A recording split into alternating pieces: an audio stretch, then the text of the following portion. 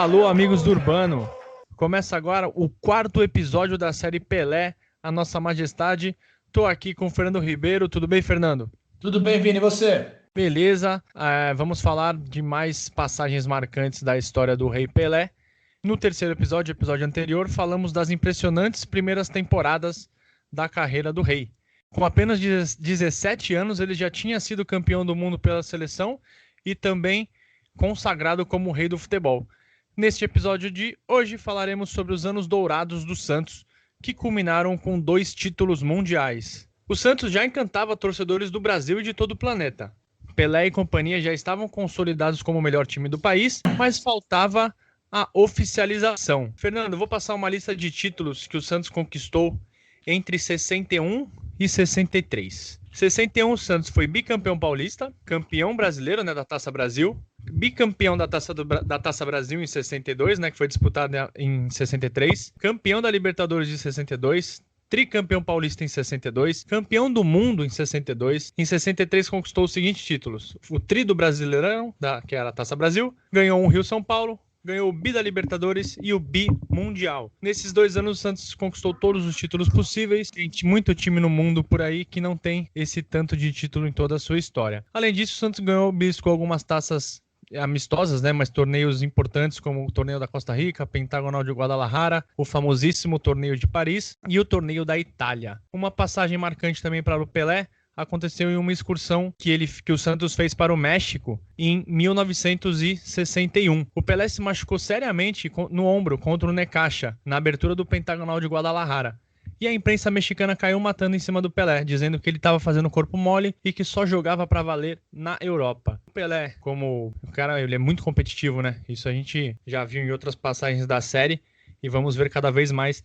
Ele fez questão de voltar a atuar nos jogos finais contra o Atlas. Ele começou no banco essa partida contra o América. Mesmo machucado, ele ajudou o Santos a conquistar o título. Outra passagem muito marcante de 1961 foi o gol de placa no Maracanã. Em março daquele ano, o Santos fez 3 jogos seguidos contra times cariocas pelo Rio-São Paulo. Ganhou de 5-1 do Vasco, 3-1 do Fluminense com 2 gols do Pelé e 7-1 do Flamengo com 3 gols do Pelé. Mas a passagem mais marcante foi contra o Flu no Maracanã. Diante de 40 mil torcedores, o Pelé recebeu a bola ainda no campo de defesa, driblou o primeiro marcador, foi avançando, driblou mais 2, foi indo, invadiu a área e marcou o gol de placa. O apelido desse gol foi dado pelo jornalista Joelmir Betting.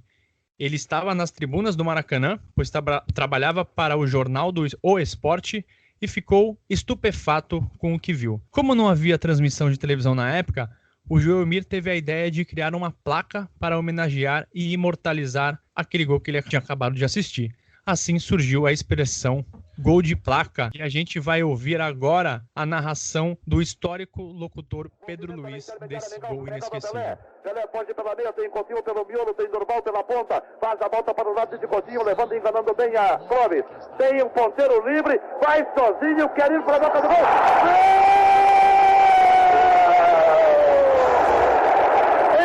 Espetacular a forma como ele enganou.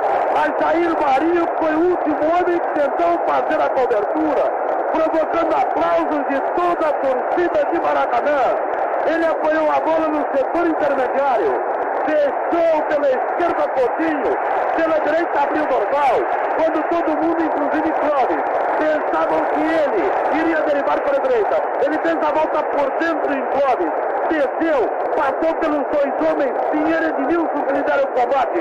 E quando parecia que na corrida Jair Marinho poderia chutar a bola, ele tirou um pé enganando a Jair Marinho, picou ligeiramente, Castilho acompanhou a corrida de Jair e deixou o gol escancarado para o golaço de Pelé. A bola foi para o Jornal dos Esportes do dia seguinte a essa partida, o dia 6 de março, trouxe em suas páginas a seguinte manchete: Pelé venceu o Fluminense. Abre aspas. O gol de Pelé valeu o espetáculo e 3 vezes mais o preço do ingresso. O meia santista apanhou a bola próximo à sua área com um passe de Mengalvio. Avançou numa arrancada maravilhosa, aplicou finta espetacular em Clóvis, entrou pelo caminho aberto e cutucou de leve, enfiando o couro por baixo de Castilho, fecha aspas. De volta à Europa, novamente o Peixe faturou o tradicional Torneio de Paris. Dessa vez, o Santos venceu o Racing Clube de Paris por 5-4, com um gol de Pelé, e na decisão bateu o Benfica, do lendário técnico húngaro Bela Gutmann, por 6-3, com 2 gols de Pelé. Santos e Benfica, que se enfrentaram em 1961 por essa partida do Torneio de Paris, se enfrentariam um pouco mais adiante. Nesta excursão à Europa, o Santos novamente enfileirou vitórias em times muito tradicionais, como a Juventus, a Roma e a Internazionale de Milão. Mas talvez a melhor história desta excursão pelo velho continente seja justamente por conta de uma derrota. No último dos 19 jogos realizados em pouco mais de um mês e meio em solo europeu, o Peixe foi até Atenas, na Grécia, para enfrentar o Olympiacos. E o Santos acabou perdendo por 2-1. A honra de bater o Santos foi tão grande, mas tão grande, que esta passagem está presente no hino oficial do Olympiacos. Vamos ouvir o hino do clube.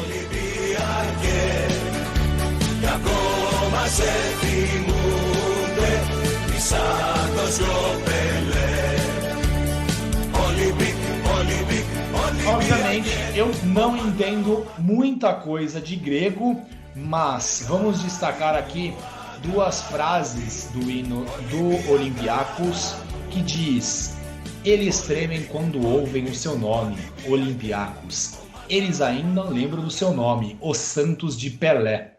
E o Pelé também dava mostras de que a fama acabava incomodando ele em alguns momentos. Ele queria ter uma vida comum, obviamente. Em 1961, o Pelé dava mostras de que queria jogar apenas até 1965 e depois curtir um pouco da sua vida. Ainda bem que ele não fez isso, né? Pro bem do futebol brasileiro e mundial, talvez para não tão bem para ele, mas para as pessoas sim. E Fernando, ele estava super embalado no ano de 61. Para você ter uma ideia, entre 30 de agosto e 17 de setembro, ele fez 23 gols em 6 partidas. Vou repetir. Foram 23 gols em 6 partidas. Ele fez 5 gols na vitória do Santos contra o Olímpico, por 8-0. Ele fez 4 gols na vitória do Santos por 6-3 contra o São Paulo. Fez 5 gols na vitória do Santos por 10-1 contra o Juventus. Fez 1 gol contra o Botafogo de Ribeirão Preto, também vitória do Santos. Fez 4 gols contra o Guaratinguetá, vitória do Santos por 5-1. E fez 4 gols contra a Portuguesa de Desportos, vitória do Santos por 6-1. Com esse embalo todo, o resultado não poderia ser diferente. O Santos foi campeão paulista novamente. Ele disputou as primeiras posições contra o Palmeiras e desta vez o jogo do título foi uma vitória por 6-2 contra a Ferroviária na Vila Belmiro. O Pelé fez 2 gols e terminou a competição com 47 bolas no barbante. Em novembro e dezembro de 61, o Santos disputou as semifinais da Taça Brasil. E aqui vale o comentário sobre a explicação sobre essa competição. A Taça Brasil foi a primeira competição nacional entre clubes de futebol e ela foi criada pela CBD para substituir o deficitário Campeonato Brasileiro de Seleções Estaduais. A Taça Brasil reunia campeões de cada estado em formato mata-mata. E apenas em 2010 ela foi reconhecida pela CBF como Campeonato Brasileiro. Na edição de 61, o Santos eliminou o América do Rio em 3 jogos. O Ameriquinha era o campeão vigente, né, era o campeão estadual, né, do Rio de Janeiro, e ele tinha eliminado o Palmeiras nas quartas de final. O Santos venceu o primeiro jogo por 6-2 em São Januário, com 2 gols do Pelé. E o Peixe aproveitou, como era muito comum, Fernando, quando o Santos jogava alguma partida em algum outro estado, aproveitava uma brecha no calendário para jogar uma partida amistosa e arrecadar dinheiro. Dessa vez ele aproveitou a presença no Rio para fazer um amistoso contra o Flamengo no Maracanã. E esse jogo levou 95 mil pessoas ao maior estádio do mundo. O Santos empatou por 1-1, o gol do Peixe foi dele, Pelé, e o gol do Flamengo foi canhota de ouro. O Santos era favorito, obviamente, contra o América, só que perdeu na partida de volta por 1-0. E o Pelé foi expulso pelo Armando Marques. O Rei alegou que o árbitro, ele disse que viu o árbitro Armando Marques dando informações de quantos minutos faltavam ao zagueiro Jorge do América. E isso enfezou o Pelé. E o Armando Marques disse que o Pelé o ameaçou de dar um soco na cara. Pelé não tinha muita... Pelé era bravo em campo, viu? E o Armando Marques adorava causar pra cima do Rei Pelé. E Fernando, você vê, né? Ganhamos o primeiro jogo de 6-2, perdemos por 1-0. Classificado pro saldo de gol? Não. O regulamento previa um jogo extra. Não levava em conta o saldo de gols. E um jogo de desempate foi realizado 2 dias depois no Pacaembu.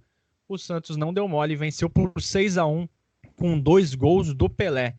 E já em dezembro de 61, o Peixe se vingou da derrota de 59 para o Bahia e conquistou o título da Taça Brasil.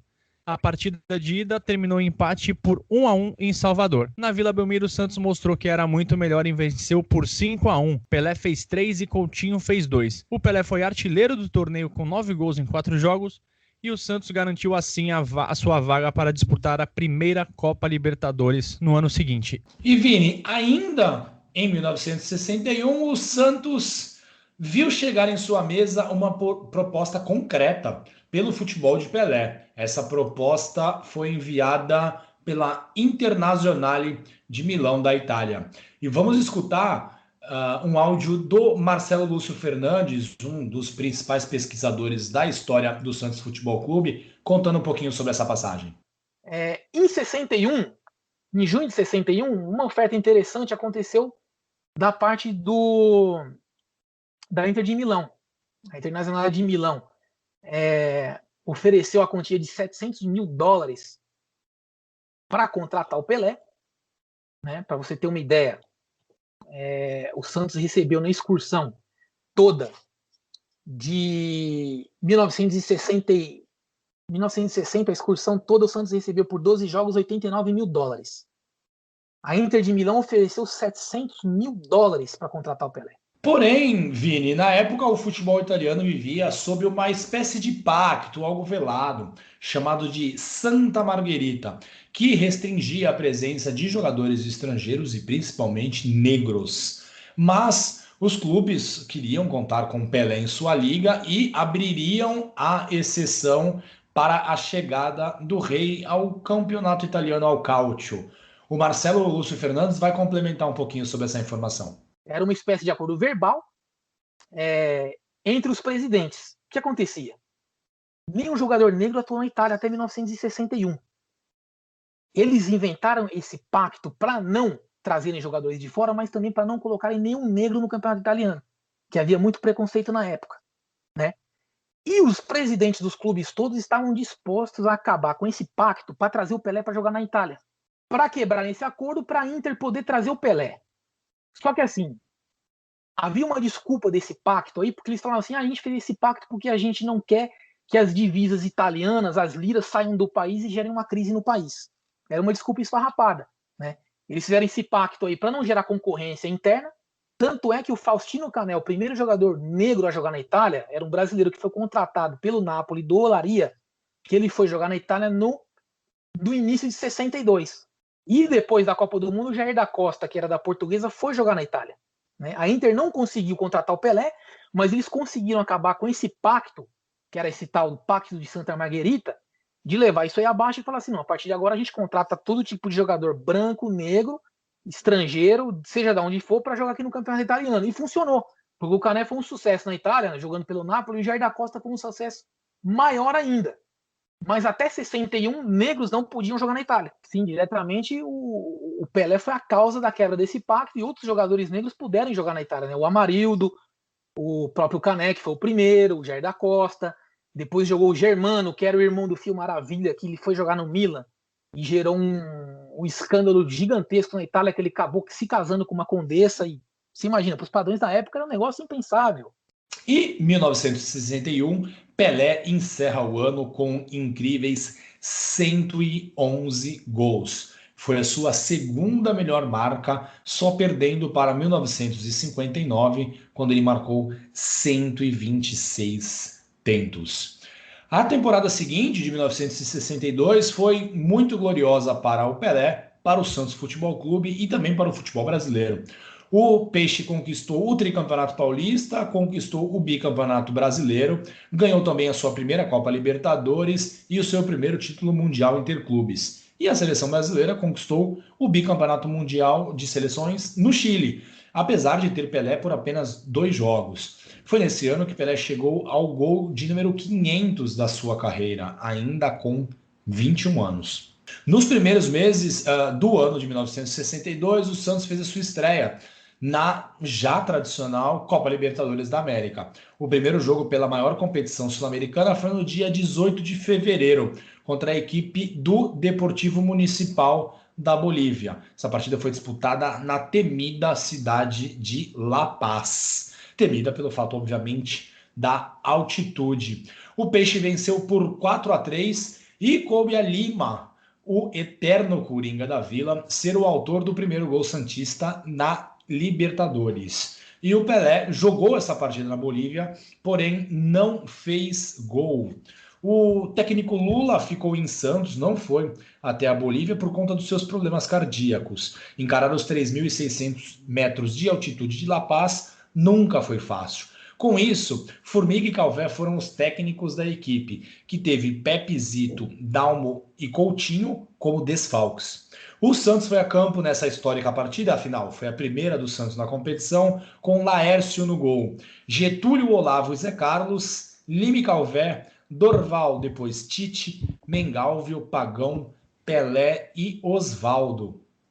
O Dorval, que por motivos táticos percorria o campo inteiro, caiu desmaiado após um contra-ataque, obviamente sentindo os efeitos da altitude da Bolívia. O Dorval não voltou mais ao jogo, foi substituído pelo Tite. Os melhores jogadores do Santos já estavam acostumados com as butinadas dos adversários, mas a Libertadores já era um outro nível de violência. O Pepe, o grande José Macia, fala sobre como o Pelé sabia se defender das pancadas dos rivais. Conta pra gente, Pepe. Eles sabiam que davam uma pancada no Pepe, o Pepe não devolvia mais. Dava uma no Pelé, o Pelé devolvia 2. Né? O Pelé realmente ele também entrava para achar. Quando ele via muita deslealdade nos adversários, ele pegava firme, ele era forte. Então os próprios adversários, a Argentina e o Uruguai sabiam, cuidado que o negão põe na gente também, né? Era assim. Sempre um prazer ouvir o seu Pepe, né? Ter ele falando exclusivamente aqui pra gente é uma alegria imensa. Agora você imagina, Fernando, como é que esses caras apanhavam pela América do Sul afora, né? Imagina jogar numa época que não tinha cartão, televisionamento, não tinha VAR, o bicho pegava. Sim. E inclusive vamos contar um pouquinho mais adiante nesse episódio de táticas que, falando hoje, parecem coisas de um mundo que nunca existiu. A gente vai falar da noite das garrafadas daqui a pouquinho. Ainda em fevereiro daquele ano, né, de 62, o Peixe fechou a participação na fase de grupos ao bater o mesmo time, né, o Deportivo Municipal, por 6-1 na Vila Belmiro. O Pelé novamente não marcou.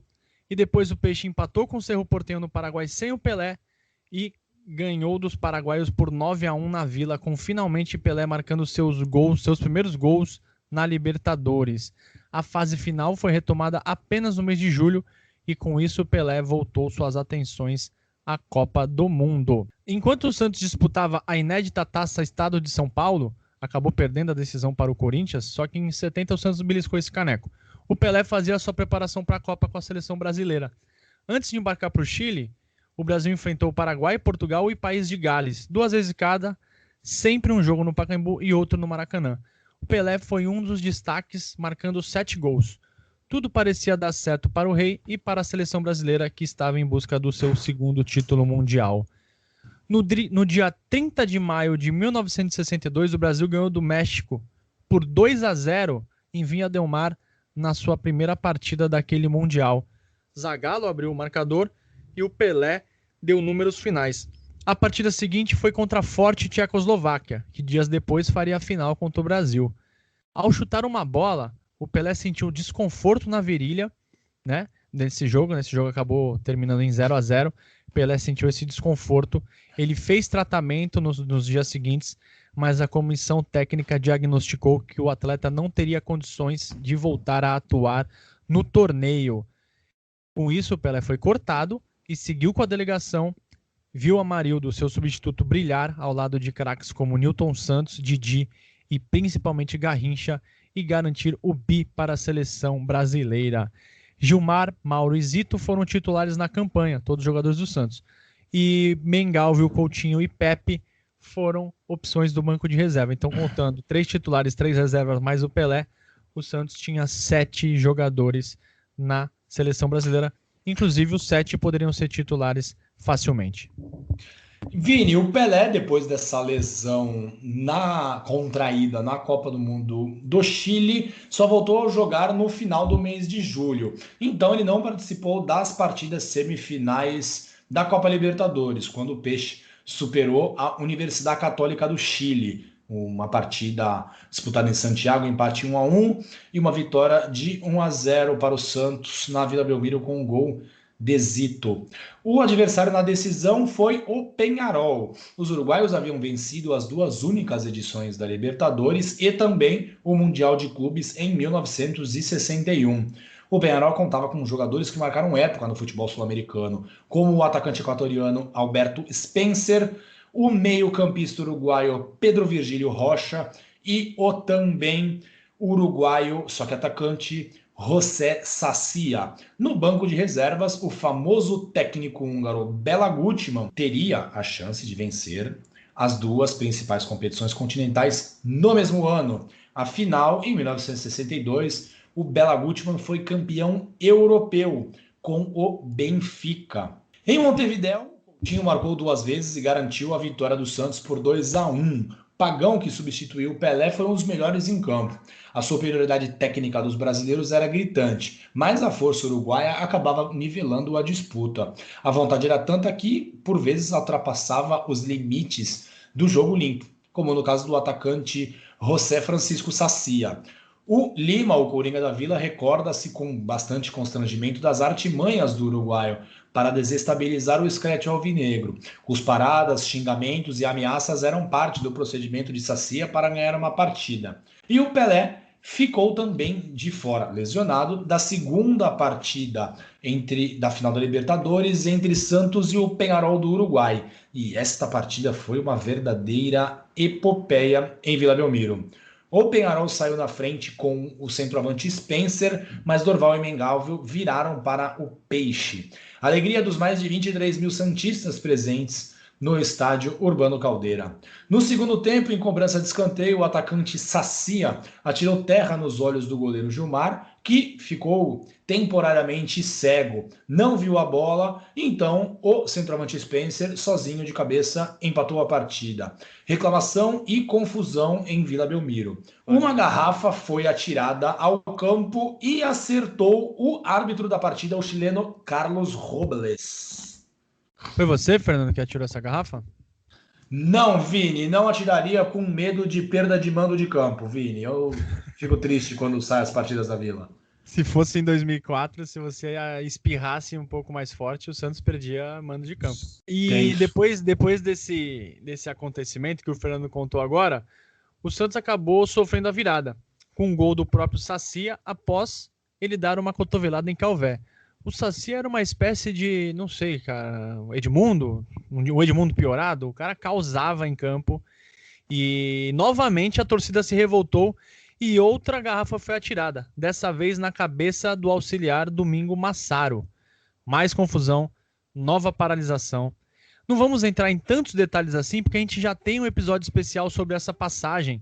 Você pode até procurar agora no feed depois de terminar esse episódio, no feed aqui do Amigos do Urbano, a gente tem um episódio que conta os bastidores dessa final de 62, fala da Noite das Garrafadas com maior detalhe. Mas agora vocês imaginam, a confusão foi geral. Os cartolas santistas apertaram para a retomada da partida e apenas depois de 1 hora o árbitro foi convencido a retornar ao gramado. Já tinham se passado 12 minutos do novo dia, né, depois da meia-noite, do dia 3 de agosto, quando a partida foi reiniciada. O Santos partiu para cima do Peñarol na busca pelo gol de empate. Coube a Pagão, que atuava no lugar de Pelé, a honra de marcar o gol do título. Eram jogados 22 minutos da etapa complementar. Poucos minutos depois do gol santista, o atrapalhado Robles, de forma surpreendente, apitou o final do jogo. Então você imagina, 3-3, ganhou o primeiro jogo 2-1, festa na Vila Belmiro, Santos campeão, volta olímpica, a torcida chorando, abraçando desconhecido, aquela coisa toda. Só que toda a festa e comemoração que começou no estádio e foi pelas ruas da cidade, ela foi encerrada porque já nos vestiários chegou a informação de que a conquista poderia ser invalidada por conta dos incidentes causados pela torcida. No relatório do juiz, né, que dias depois foi revelado, constava o seguinte: paralisei a partida aos 7 minutos do segundo tempo, quando vencia o Peñarol por 3-2, por falta de garantias. Só dei prosseguimento ao jogo para não ser morto. Em resumo, o restante da peleja foi disputado em caráter amistoso. A final da Libertadores precisaria ser decidida em um jogo de desempate, já que, por conta do relatório do juiz, do Carlos Robles, o Peñarol ganhou o jogo em Vila Belmiro. Só que para o azar do time do Peñarol, o Pelé estava se recuperando da lesão e voltou a campo 3 dias depois da noite das garrafadas contra a Prudentina. Ele fez um dos gols da vitória do Peixe por 2-0 pelo Paulistão. Vamos trazer agora aqui a participação do Coringa Lima. O Lima que a gente tanto gosta, a gente tem amigo da família. Lima é uma pessoa muito querida pela gente. Ele vai falar um pouquinho sobre a atuação do árbitro Carlos Robles em Vila Belmiro e dos métodos dos jogadores do Peñarol. Ele foi péssimo, esteve muito indeciso em várias jogadas. O próprio lance esse do Sacia, que para mim foi um dos jogadores que eu vi na minha carreira mais indisciplinado dentro do campo. Não precisava ter chegado aonde chegou.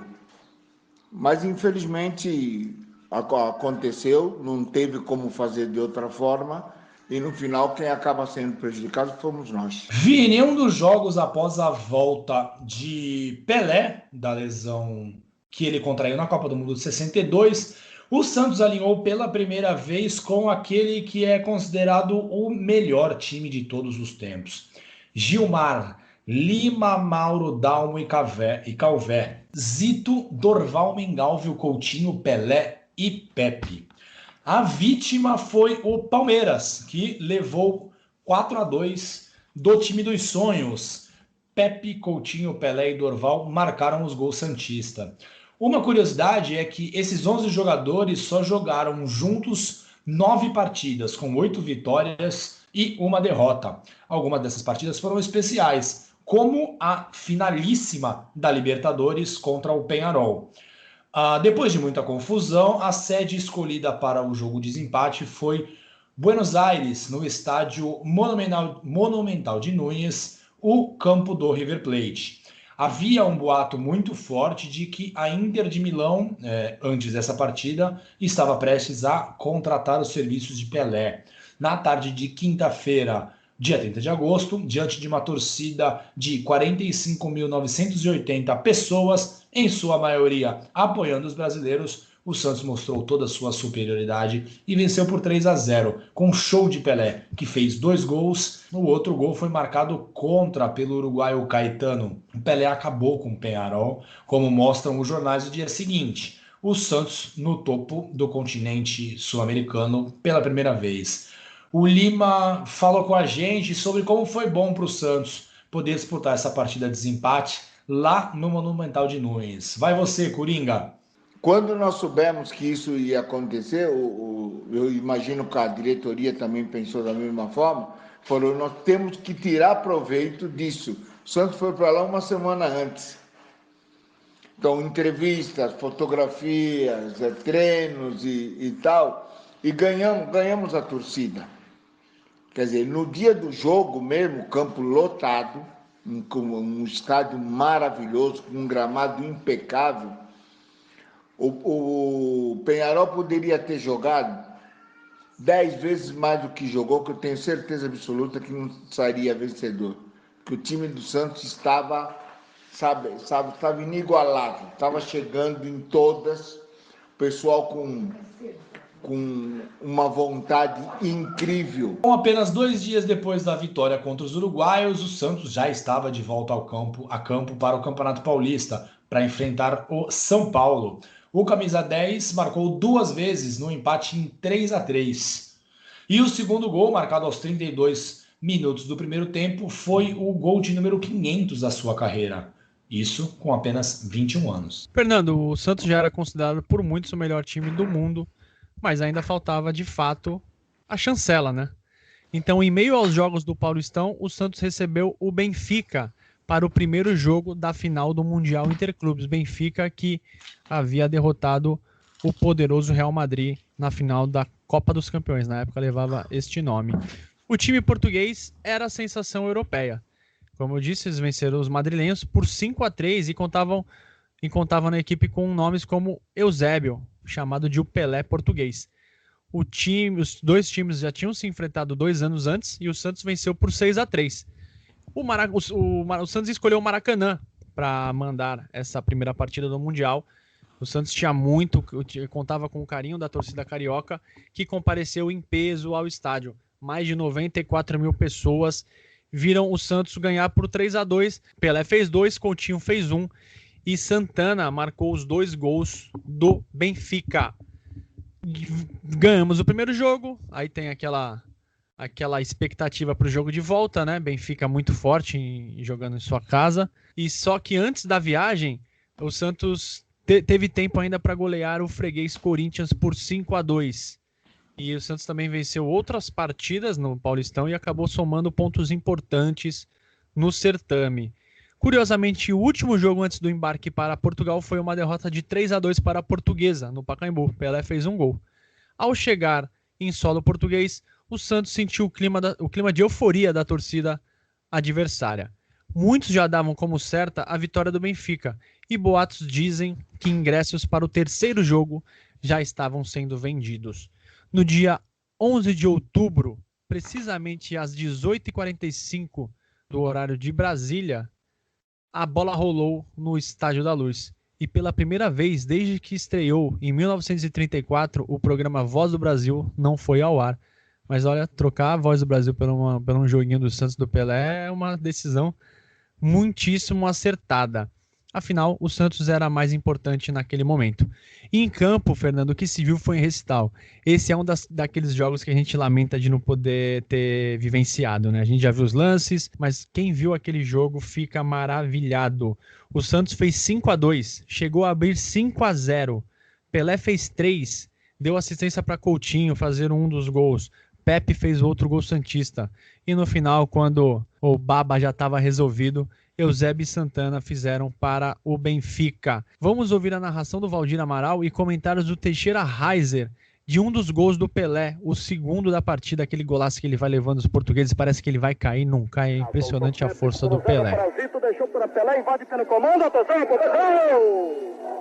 sensacional o gol de Pelé, uma joia, um primeiro gol de Pelé, pela sua decisão, pelo seu senso de oportunismo, pela sua penetração e pelo tiro fortíssimo à esquerda de Costa Pereira. Pelé, a pérola negra. Pelé, sua majestade, o rei do futebol. Segundo gol do Santos, 27 minutos na primeira etapa. Agora, Santos 2 gols de Pelé, Benfica 0, Teixeira. Pelé meio time, Valdir. Nessa bola ele recebeu do Zito com dificuldade, pintou a 3 adversários, meteu-se pela área ao se aproximar da área, já vislumbrou a possibilidade de atirar, trocou de pernas e bateu de direita, vencendo o arqueiro Costa Pereira pela segunda vez. Novo, Fernando, a gente não vai se aprofundar tanto no que aconteceu nesse passeio do Peixe, mas vamos trazer aqui depoimentos dos jogadores do Benfica e de alguns membros da comissão técnica, só para vocês terem uma ideia do que foi aquilo que o Santos fez naquela noite.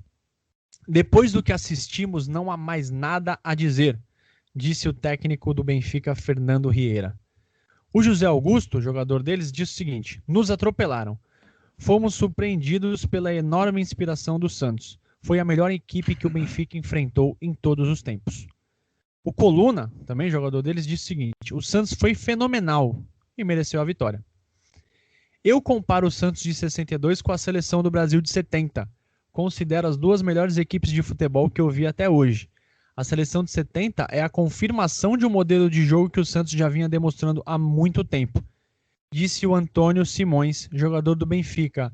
E, Fernando, aqui eu quero fazer até um um exercício com você, porque assim, esses jogadores, obviamente, antigamente a gente não tinha, ninguém tinha facilidade, não existia transmissão como a gente vê jogo hoje, mas os jogadores do Benfica jogavam na Europa, estavam sempre disputando a Copa dos Campeões, amistosos, viagens e tudo mais, e eles disseram taxativamente que o Santos foi o melhor time que eles viram. Isso dá a medida do que foi aquele time, não é? Vini, essa realmente foi uma exibição muito marcante do Santos na Europa, até porque o Benfica, ele não só era o atual campeão da Copa da Europa, como ele era o atual bicampeão. E o Benfica ganhou na final de 61 do Barcelona, né, que já era uma equipe muito famosa no cenário europeu, e no ano seguinte do Real Madrid. Então o Benfica não era uma equipe qualquer, só que o Santos fez o Benfica parecer uma equipe qualquer, e isso deixou a todos muito surpresos. Eles sabiam da potência do Santos, mas ver de perto realmente foi bem difícil. E essa partida é considerada por muitos a maior partida da carreira do Pelé. Então isso também tem um impacto muito grande nos jogadores, porque se a gente pega o melhor jogador da história do futebol e naquela noite lá em Lisboa ele teve a maior exibição da sua carreira, realmente foi algo impressionante, Vini. Vamos ouvir seu Pepe, que estava lá, foi testemunha ocular de tudo que o Pelé jogou e que o Santos jogou também, inclusive ele. Vamos ver o Pepe. No meu modo de ver, eu que jogava do lado dele, vira para a maior partida da carreira dele, porque ele pegava a bola e ligava 2, 3, 4 e ia embora e fazia coisas maravilhosas que a gente... Hoje existem alguns craques ainda, mas que jogador que faz isso são raros, né? Ele parece que nos 90 minutos ele realmente estava... baixavam os deuses do futebol. Ele ficava mais forte ainda. Vini, muito se fala sobre como seria o desempenho de Pelé jogando no futebol europeu. O Marcelo Lúcio Fernandes, né, o pesquisador especializado em Santos e também membro da Sofis, que esteve com a gente no último episódio, levantou números do Pelé atuando pelo Peixe na Europa ou contra adversários europeus em qualquer parte do mundo. São números realmente impressionantes. Foram 108 jogos do Pelé contra adversários europeus e 125 gols. Isso só na Europa. Contra adversários europeus no resto do mundo foram 141 jogos, 159 gols. Vini, na volta ao Brasil, depois da exuberante exibição em Lisboa, o Santos conquistou o tricampeonato paulista com certa facilidade e muita festa pelos lados de Vila Belmiro. O Pelé terminou a competição novamente como artilheiro, desta vez ele marcou 37 gols e durante toda a temporada foram 73 bolas nas redes rivais. A temporada de 1963 foi tão brilhante quanto a do ano anterior. Foram 4 taças conquistadas pelo Santos. Desta vez o Campeonato Paulista não veio, mas o Santos conquistou o Torneio Rio-São Paulo, a Taça Brasil de 1962, a Copa Libertadores e novamente o Campeonato Mundial Interclubes. Logo no começo do ano, o desafio foi o Sport pela semifinal da Taça Brasil. Um empate em 1-1 em Recife e uma vitória por 4-0 no Pacaembu credenciaram o Santos a enfrentar o forte Botafogo na grande decisão. Todos os gols marcados contra os pernambucanos foram de Coutinho. A final da Taça Brasil de 1962 ocorreu em 3 jogos, nos meses de março e abril de 1963, mas eram válidas pela competição do ano anterior. No primeiro jogo, um verdadeiro teste para cardíaco no Pacaembu. O Pacaembu estava lotado e viu o Santos vencer por 4-3. Na segunda partida, os cariocas deram o troco, na presença de mais de 102 mil pessoas no Maracanã. A curiosidade desse jogo é que ele valeu pela final da Taça Brasil e também pela última rodada do Torneio Rio-São Paulo, que o Santos já havia conquistado o título por antecipação. Na terceira e decisiva partida, afinal de contas, cada equipe ganhou uma partida e foi necessário um jogo de desempate, o Santos realizou uma de suas melhores atuações na história e não tomou o mínimo conhecimento do Botafogo e da sua torcida no Maracanã. O Santos ganhou essa partida por 5-0, com 2 gols de Pelé. E Fernando, cara, 5-0 no Botafogo, atuação sublime de toda a equipe. E olha a quantidade de craques e alguns gênios do futebol que esse jogo teve. Pelo lado, ó, só para você ter uma ideia, esse jogo reuniu 11 campeões mundiais pela seleção no ano anterior. Gilmar, Mauro, Nilton Santos, Zito, Garrincha, Mengalvio, Coutinho, Amarildo, Pelé, Pepe e Zagallo. Além de contar com outros 3 que foram convocados para a Copa seguinte, a Copa de 66. Manga, Rildo e Lima.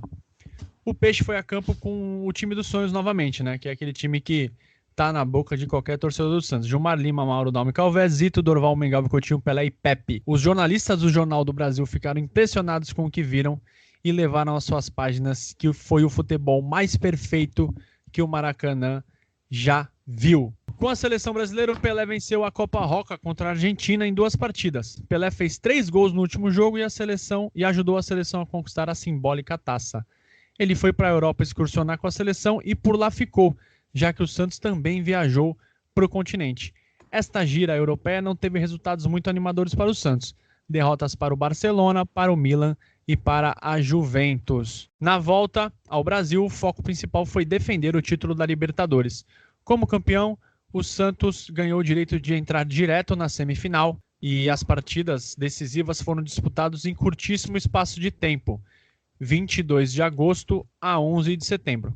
Novamente o Santos teve o Botafogo pela frente e novamente deu show de bola. Na primeira partida, Pelé empatou no último minuto e o jogo terminou em 1-1. Na partida de volta no Maracanã, Pelé fez 3 e o Santos ganhou por 4-0. Com a vitória, o Peixe se credenciou a enfrentar o Boca Juniors, campeão argentino do ano anterior. E de novo, o Santos escolheu mandar sua partida no Maraca. E de novo, teve apoio dos cariocas.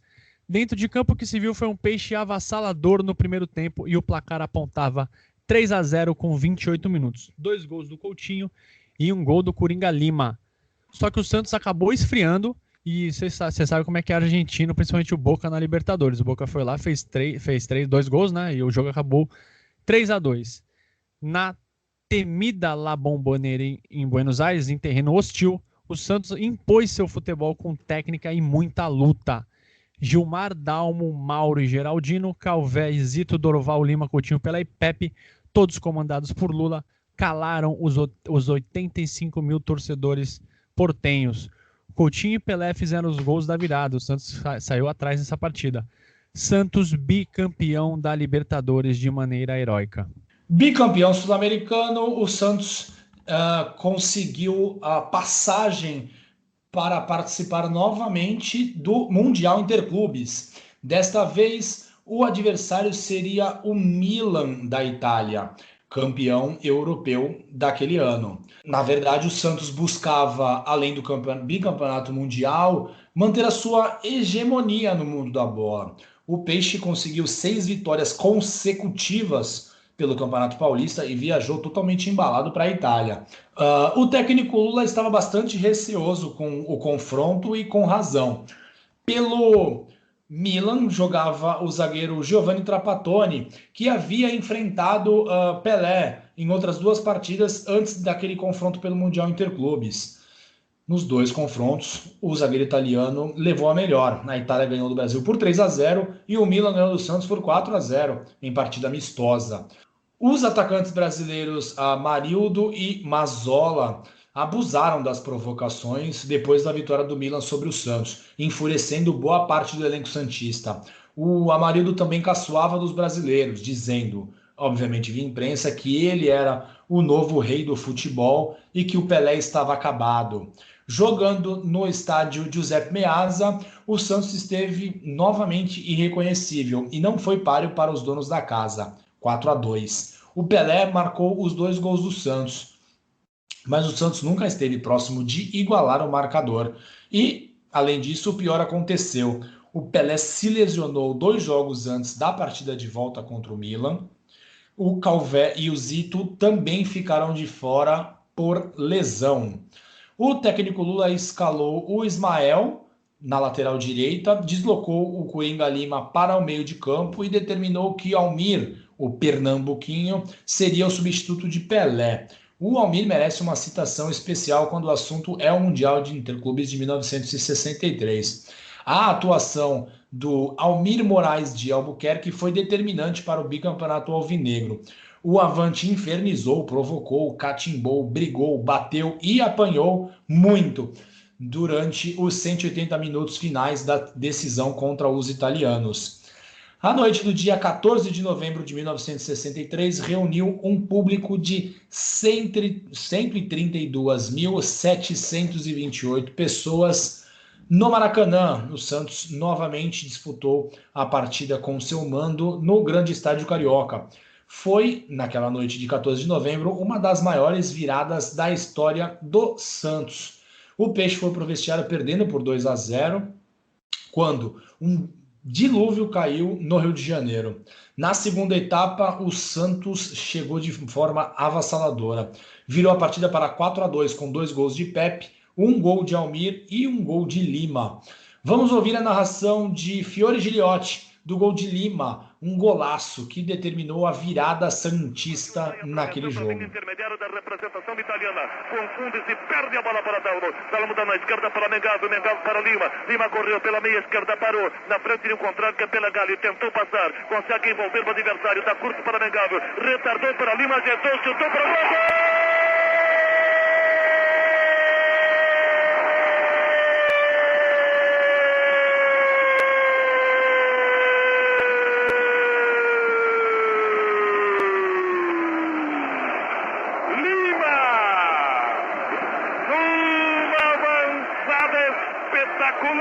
Torcida brasileira trocou bola com Mengaldo, envolveu primeiro Pelagalli, depois Trapattoni, olhou para frente, viu o buraco, chutou, quase nem viu por... No jogo de desempate, 2 dias depois desta partida vencida pelo Santos por 4-2, novamente mais de 132 mil pessoas compareceram ao Maracanã. Desta vez, o placar foi muito mais econômico, 1-0 para o Santos, com um gol de pênalti do lendário lateral esquerdo Dalmo. Fernando, você falou do Almir, acho que vale a gente falar um pouquinho mais dele, né? Ele tem uma biografia sensacional chamada Eu e o Futebol, e ele conta com detalhes a admiração que ele tinha pelo Pelé e a raiva que ele tinha do Amarildo e dos jogadores do Milan, que provocavam por várias vezes o Pelé e o futebol brasileiro. Esse vídeo, ele tem alguns momentos no YouTube, e em um dos vídeos dá para ver o Almir dando um carrinho na saída de bola no Amarildo. Mas assim, é um negócio que, se acontece hoje, é suspensão de 20 jogos. Coisa linda. Não, é maravilhoso. Ele levanta o Amarildo assim de um jeito, como quem diz, olha, você falou demais, meu velho, só que aqui no Maracanã quem manda sou eu e o Santos. A gente é contra a violência, obviamente, mas no jogo de futebol não é só com futebol que se ganha. Às vezes você precisa dar um chega pra lá. O que o Almir fez foi impressionante. Não só isso, o pênalti, né, que o Santos venceu com o gol de pênalti, o pênalti foi sofrido pelo próprio Almir. Ele colocou a cabeça na direção da perna do zagueiro italiano. E o zagueiro italiano ia chutar, ele colocou a cabeça, ele chutou a cabeça do Almir, o juiz deu pênalti. O Almir deu tudo em campo, foi peça importantíssima para a vitória do Santos. E também foi uma maneira de mostrar a força do Santos sem o Pelé, né? O Pelé não jogou esses jogos, assim como o Zito e o Calvé, e o Santos ganhou. Mesmo assim, novamente aquele time estava no topo do mundo. Pelé terminou a temporada de 63 com 74 gols. E vale a gente lembrar aqui também, Fernando, que o Brasil vivia tempos quentes, né? Em que um golpe de Estado entraria em curso pouco depois, mancharia a nossa história de uma maneira jamais vista. E um registro bacana que aconteceu essa semana, Fernando. Essa semana, curiosamente, o Pelé comemora 64 anos do seu primeiro gol. Foi contra o Corinthians de Santo André, no ABC, né, no dia 7 de setembro de 56. E a gente recebeu um e-mail do jornalista Felipe Simões.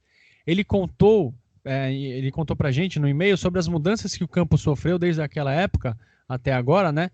E também mandou uma matéria que ele fez para o Diário do Grande ABC. Nessa matéria tem uma foto daquela partida e a gente vai compartilhar no nosso Twitter. E no episódio seguinte a gente vai falar dos anos seguintes do Pelé. que, como uma vida de um jogador de futebol, teve muitas decepções e muitas alegrias também. Vamos falar da Copa de 66, por exemplo, que não foi tão boa para o futebol brasileiro. Mas também a gente vai contar sobre muitos gols e glórias, como, por exemplo, outro tricampeonato paulista.